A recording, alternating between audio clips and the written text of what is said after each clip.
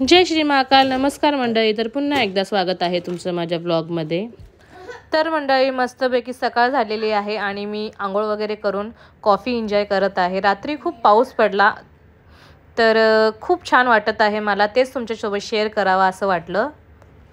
आणि पहिला पाऊस म्हणजे वाव. त्यानंतर आले मी हॉलकडे. टीव्हीवर मस्तपैकी गाणे लावले. गाणे लावल्यानंतर मी डस्टिंग करायला सुरुवात केली.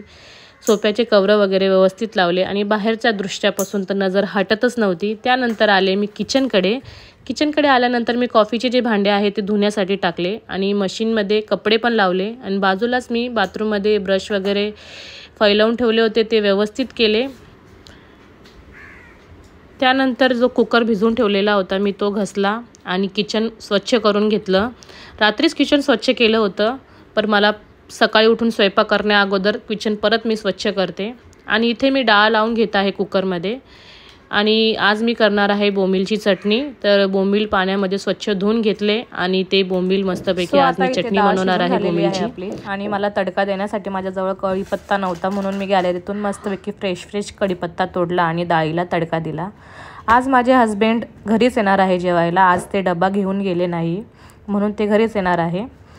तर आता मी माझ्या जो कढईमध्ये बोंबलाची चटणी बनवून ठेवली आहे ती मी दुसऱ्या बाउलमध्ये ट्रान्सफर करत आहे, जेणेकरून किचनमध्ये पसारा नको व्हायला म्हणून. आणि ती कढई मी बेसिनमध्ये टाकणार आहे धुण्यासाठी. त्यानंतर टिंगटॉंग बेल वाजली आणि मस्तपैकी प्रिया भाभीने इडलीचा नाश्ता आणलेला आहे, तो मी माझ्या मुलांना नाश्त्यासाठी दिला. आणि इथे मी पीठ मळून घेतलं आणि दुसऱ्या बाउलमध्ये ट्रान्सफर केलं त्याला पण, आणि परत घसण्यासाठी टाकली. आणि थोड्याच वेळात मी डाळभात पण दिला माझ्या मुलांना नाश्त्याला. आणि इथे मी आता किचन परत एक टाईम स्वच्छ करून घेत आहे. आणि थोडा रेस्ट केल्यानंतर इथे मला जुना फोटो वटी भरायचा मिळाला, तोच मी तुमच्यासोबत शेअर करते. कशी वाटते मला सांगा. त्यानंतर मी मस्त पोछा मारल्यानंतर मी स्वच्छपैकी परत एकदा आंघोळ केली. आंघोळ केल्यानंतर मी गरम पाण्याने माझ्या हस्बंडचा जो डब्बा आहे तो स्वच्छ धुवत आहे आणि साईडलाच ठेवत आहे गरम पाणी ठेवून. आणि त्यानंतर मी पोळ्या करण्यासाठी घेतलं आहे.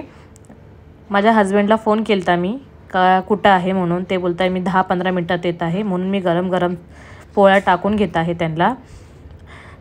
आता इथे माझे हस्बंड आले आहे आणि आम्ही जेवणासाठी बसले आहेत. सोबतच त्यांनी वडापाव पण आणला आहे आम्हाला खाण्यासाठी. आम्ही एन्जॉय करत आहे. या मंडळी जेवायला. त्याच्यानंतर संध्याकाळ झाल्यानंतर आम्ही इन्व्हर्टर बुक करायला गेलतो. तर ते इन्व्हर्टरची डिलिव्हरी झालेली आहे. हे बघा आमचं नवीन इन्व्हर्टर.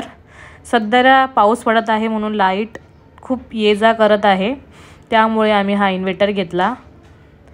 आणि त्याच्यानंतर मी मुलांना फ्रूट्स दिले. मी मुलांना संध्याकाळी चाय देत नाही, फ्रूट्स वगैरे असले ते देते नाश्ता. आणि आम्ही संध्याकाळचा चहा घेत नाही. त्याच्यानंतर मी वळाले स्वयंपाकाकडे. आज मेन्यूमध्ये आहे दाल खिचडी केली आहे मी आणि सोबतच पोळ्या पण केलेल्या आहे आणि शेंगदाण्याची चटणी पण केलेली आहे. माझे हस्बंड थोडं बाहेर जात होते 1 दिवसासाठी, म्हणून मी त्यांना शेंगदाण्याची चटणी चपाती बांधून देणार आहे. आणि सोबतच करत आहे अंडे फ्राय, खिचडी आणि अंडे फ्राय. या मंडळी संध्याकाळचं जेवण करायला. तर आम्ही मस्तपैकी जेवण वगैरे केलं. त्यानंतर मी भांडे वगैरे घासले, किचन वगैरे धुवून मस्तपैकी स्वच्छ केलं. आणि इथे मी माझ्या हस्बंडचा डबा भरत आहे. आणि हा डबा मी आईस्क्रीमचा डबा आहे, ते हरवतात म्हणून मी तोच डबा देते.